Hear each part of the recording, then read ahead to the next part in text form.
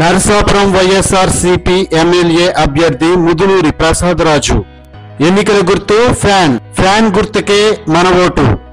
EVM ballot number 3. మీ అమూల్యమైన ఓటును fan గుర్తుపై వేసి అఖండ మెజార్టీతో గెలిపించే ప్రార్థన.